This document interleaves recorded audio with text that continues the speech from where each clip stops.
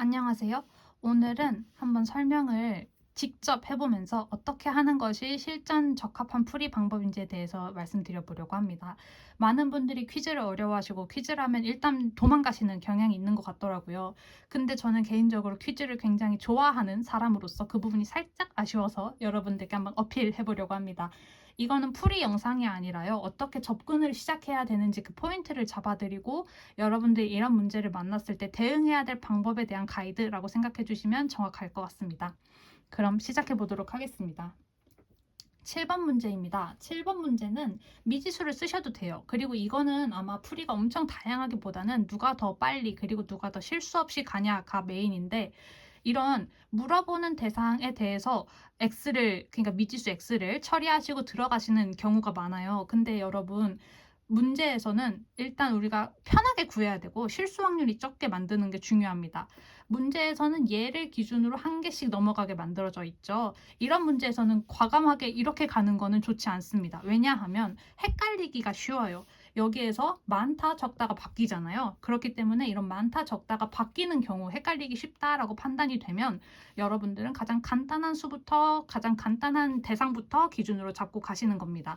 이 문제의 경우에는 유물이 제일 쉬웠어요. 그래서 유물을 x로 잡습니다. 지금 제가 사후적으로 말씀을 드리는 게 아니라 2배이다 라고 했으니까 2배가 아닌 애한테 미지수를 기준 잡아준 거예요.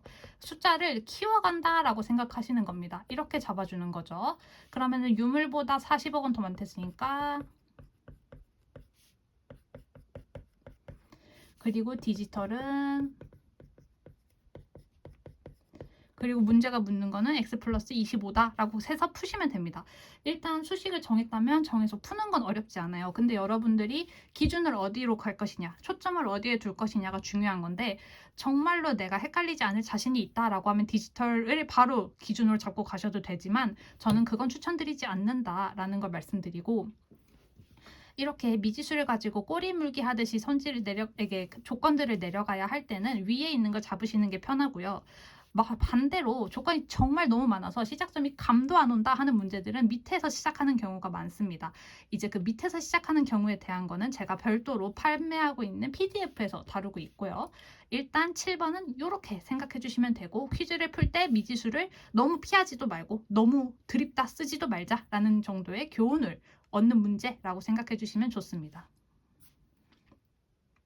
다음 문제는 12번입니다.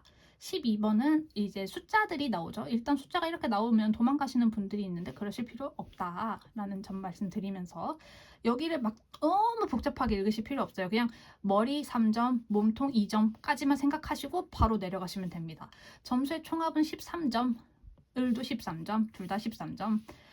횟수의 총합은 갑이 을보다 작았다. 그럼 머리를 더 많이 때리는 애는 갑이겠구나. 이렇게 생각을 해주시는 겁니다. 0점을 기록한 라운드는 없었다. 자연수 가지고 놀아라 라는 얘기인 거고요. 이렇게 되어 있을 때 이런 표에서 이 밑에 공간을 더 활용하지 않겠다라는 마음으로 가시는 게 조금 더 효율적입니다. 그게 이제 나중에 검산을 하거나 다시 확인을 해야 될 때도 좀 더 유리한 면이 있어서 이렇게 강조드리는 거예요. 이런 문제의 경우에는 저는 그냥 무지성을 이렇게 쓰는데 여러분들에게 설명을 위해서 살짝 글을 써보자면 여기 머리, 여기 몸통, 그리고 머리, 몸통 이렇게 기준을 잡습니다. 그리고 써줄 때에는 여기에 머리에 몇 방 맞았냐, 몇 방 때렸냐, 몸통 몇 방 때렸냐 이렇게 보는 거예요. 7이라는 숫자를 보시면 자동으로 떠오르면 좋은 건 3 더하기 4입니다. 이런 거는 이제 기본적인 감각이에요. 여러분들한테 7이 3 더하기 4인 거 모르냐라고 물으면 모를 사람은 없겠지만 이 7이라는 숫자를 보고 3 더하기 4를 떠올려서 3 더하기 2 더하기 2겠구나라고 떠올리는 거는 약간 다른 문제입니다. 그리고 우리가 수리 퀴즈에서 감이라고 말하는 거는 이 부분을 잘하느냐를 묻는 거예요. 그래서 여기에서는 머리 한 방, 머리 한 방, 몸통 두 방이라는 거를 알 수 있습니다. 5는 무조건이죠. 이렇게 가는 겁니다. 그리고 승자가 여기에서 얘가 다르다는 것만 주의하시면 되고 그 다음에는 합 점수를 가지고 계산하는 거니까 그 외에 숫자 계산은 쉬울 것 같고 접근하시는 방법이 중요하다. 요 점수가 같다는 거는 사실 엄청난 의미까지는 없어요. 한번 넣어보시면 되는데 여기에서 넣을 때 뭘 어떻게 넣냐라고 하신다면 이제 미지수를 쓴다는 개념보다는 가랑 다를 더해서 6일 거잖아요. 나랑 라를 더해서는 8이겠죠. 그래서 그게 가능한 조합을 구하되 제한 조건 요것만 놓치지 않으시면 됩니다. 우리가 이런 문제를 푸실 때 제한 조건을 내가 너무 잘 놓치는 편이다 라고 하시면은 문제를 푸시는 단계에서 애초에 이렇게 문제가 있잖아요. 이 상황에서 여기만 이렇게 체크를 해두시고 내가 만약에 마지막에 이렇게 뭐 체크를 하기 전에 무조건 쟤는 보고 간다 이렇게 생각해 주시는 전략도 선택 가능합니다. 자신이 부족한 부분이 뭔지를 깨닫고 보완을 한다는 건 이런 작업 과정을 만드시는 거예요. 이건 사람마다 정말 스타일이 달라서 제가 어떻게 하시라고 정해드릴 수는 없지만 예를 들면 이렇게 하실 수 있다라는 점 안내해 드립니다. 마지막 문제입니다. 28번 한번 다뤄보도록 할게요. 여기에서는 이제 최대 극한으로 몰아넣기입니다. 이 문제는 저는 가성비라고 부르는데요. 이 문제가 가성비 있다는 게 아니라 가성비 좋은 애를 찾는 겁니다. 예를 들어서 상판 예전 기출에서 옷 갈아입고 막 머리 말리고 하는 거를 뭐를 몇 개 할 수 있냐 이런 문제들이 있어요. 이 문제 지금 제가 이렇게 설명드렸을 때 기억이 나야 됩니다. 기출을 공부한다 함은 이렇게 얼추절추 말을 했을 때 아, 그 문제라고 정확히 답은 기억이 안 나도 어떤 문제 흐름이었는지가 기억이 나셔야 돼요. 어쨌든 이 문제는 그 문제와 비슷합니다. 사실 제가 지금 떠오른 게 그거 하나지 실제로는 좀 더 많아요. 모의고사들에서도 정말 많이 나왔고 실제 기출에서도 많이 나왔고요.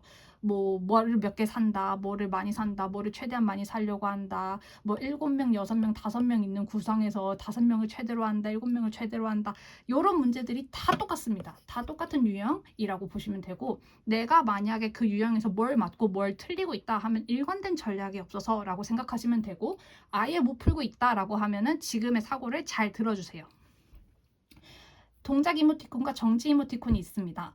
일단 우리는 이런 월 최대를 할 수 있냐라고 묻는 거는 최대한 가성비 좋은 애를 많이 하겠다라는 사고로 가는 거예요. 요게 중요합니다. 최대한 가성비 좋은 애를 많이 하겠다예요. 이 가성비는 이 문제의 경우에는 뭐냐면 소요 시간 대비 대금이겠죠. 왜냐하면 시간이 적게 똑같은 시간이 걸렸을 때 돈을 더 많이 버는 애가 더 가성비 좋은 거잖아요. 동작 이모티콘을 예를 들면 3분의 10,000이죠. 그리고 얘는 1분의 3,000이죠.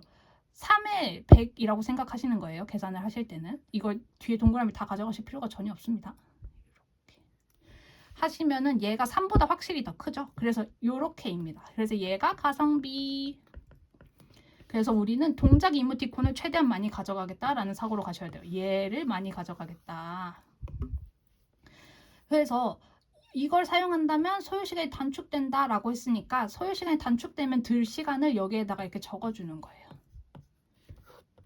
여기에 적어주는 거는 공간을 최대한 아낀다라는 느낌보다는 한눈에 보기 편하게 만든다예요. 상황 판단에서 공간을 되게 널널하게 주는 경우가 많거든요. 근데 그런다고 해서 그 공간을 다 활용하고 더럽게 쓰시면 나중에 검산이나 최후에 찍어야 될 때 확인이 어려울 수 있습니다. 그래서 저는 이렇게 앞에서도 그렇고 계속 강조 드리는 것이 표 하나가 이렇게 주어져 있거나 무슨 자료가 하나 주어져 있으면 무조건 이 안에다가 단일화 시켜주시는 거예요. 요거 놓치시면 안 됩니다. 그래서 이 문제에서는 가성비와 단일화를 생각하셔가지고 시간이 얼마나 걸리고 얘를 최대한 많이 넣은 다음에 빈 공간에다가 빈 시간에다가 1시간짜리를 넣겠다 이렇게 생각을 해주시는 거예요. 그리고 이제 얘를 만약에 사는 결정을 거의 하죠. 사는 결정을 하게 될 경우에는 얘 시간 줄어드는 것도 꼭 반영하셔야 됩니다.